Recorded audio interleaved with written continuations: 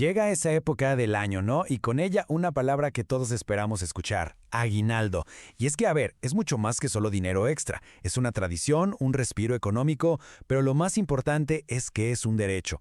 Pero, ¿siempre fue así? ¿De dónde salió? Bueno, justo de eso vamos a platicar. Vamos a desmenuzar todo lo que hay que saber sobre esta prestación, que la verdad es súper importante. Y aquí está la pregunta del millón, la que define toda su historia. ¿El aguinaldo es un regalo, un gesto de buena voluntad del patrón por la Navidad, o es una obligación que tiene por ley?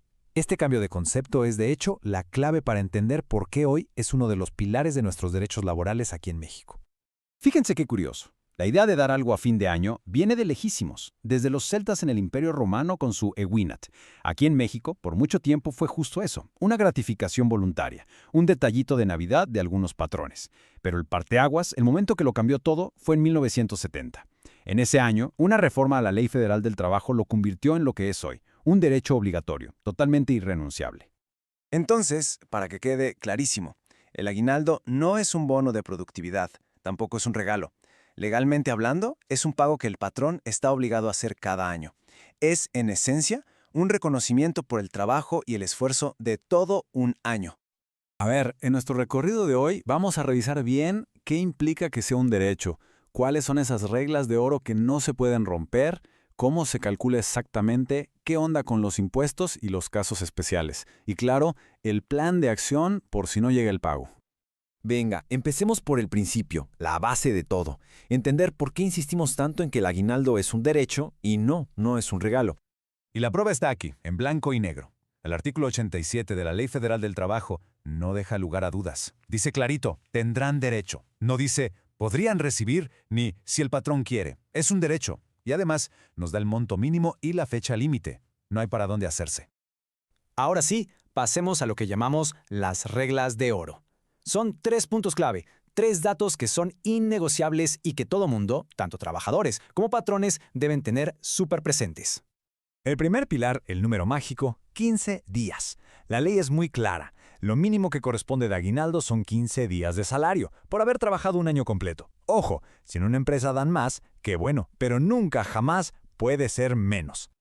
Segunda regla de oro, la fecha, 20 de diciembre. Ese es el último día, la fecha límite sin pretextos ni excepciones para que el pago esté hecho. No se vale que el patrón diga que no tiene flujo o que paga después. La ley dice antes del 20. Y la tercera regla, que es fundamental. ¿Para quiénes? Pues prácticamente para todos. La ley no anda con rodeos. Aplica para trabajadores de base, de confianza, sindicalizados, los que están por obra o tiempo determinado, eventuales, hasta comisionistas. En resumen, si hay una relación de trabajo subordinada, hay derecho a aguinaldo. Muy bien, ahora vamos a la parte que a todos nos interesa, los números. ¿Cómo se calcula el aguinaldo? Vamos a ver las fórmulas para que no quede ninguna duda de cuánto es lo que nos toca. Para quienes trabajaron todo el año y tienen un salario fijo, el cálculo es bastante sencillo, la verdad. Agarramos el salario mensual antes de impuestos, o sea, el bruto, lo dividimos entre 30 para sacar el salario de un día. Y este resultado, ¡pum!, lo multiplicamos por 15. Así de fácil. Oye, ¿y qué pasa si no trabajé todo el año? No pasa nada. También hay derecho, pero a la parte proporcional. El cálculo es así. Primero, sacamos cuánto sería el aguinaldo del año completo. Luego, esa cantidad la dividimos entre 365 días para saber cuánto se genera de aguinaldo cada día. Y ya, solo multiplicamos eso por los días que sí trabajamos. Ah, pero aquí hay un detalle bien importante. La base para el cálculo puede cambiar. Si el salario es fijo, se usa la cuota diaria normal.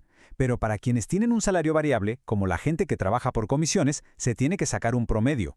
Se toma lo ganado en los últimos 30 días que se trabajaron y de ahí se saca el ingreso promedio diario. Perfecto, ya cubrimos lo básico.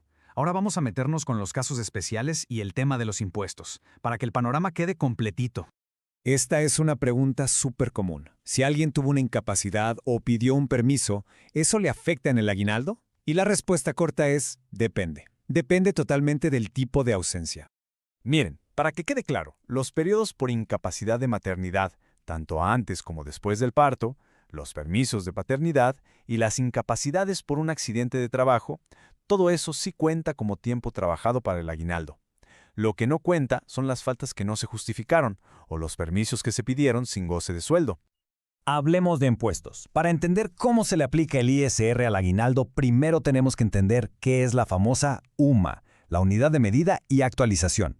Es básicamente un valor de referencia en pesos que pone el gobierno y que nos sirve, entre otras cosas, para saber qué parte de nuestro aguinaldo no paga impuestos. La ley dice que el aguinaldo no paga ISR hasta un monto que equivale a 30 UMAS. Por ejemplo, en este caso, si el aguinaldo es de 10,000 pesos, se le resta la parte exenta, que son como 8,364 pesos. El impuesto, el ISR, solo se va a calcular sobre el piquito que sobró, o sea, sobre los 1,636 pesos.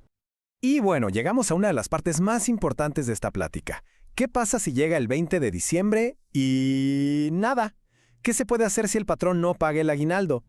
A ver, que no paguen el aguinaldo no es cualquier cosa, ¿eh? Es una infracción directa a la ley y las consecuencias para el patrón son serias. Hablamos de multas que pueden ser bastante fuertes, de 5 hasta 5,000 UMAS. Además, claro, del golpe a la reputación y la confianza con sus empleados. Ojo con esto, que es súper importante, el tiempo. A partir del 21 de diciembre se tiene exactamente un año para reclamar el pago. Esto aplica si de plano no lo pagaron o si lo pagaron incompleto. Después de un año, el derecho a reclamar se pierde. ¿Y con quién hay que ir? Pues para eso está la Profedet, la Procuraduría Federal de la Defensa del Trabajo. Ellos están para orientar y dar asesoría legal gratuita para ayudar a que se respete este derecho. Son, sin duda, el mejor aliado que se puede tener en este proceso. Y así terminamos este recorrido. Ya vimos de dónde viene el aguinaldo, cómo pasó de ser un regalo a un derecho bien ganado, cómo se calcula y sobre todo cómo defenderlo. Al final del día, la información es poder. Conocer todos estos detalles es el primer y más grande paso para poder hacer valer este derecho que es fundamental para millones de personas.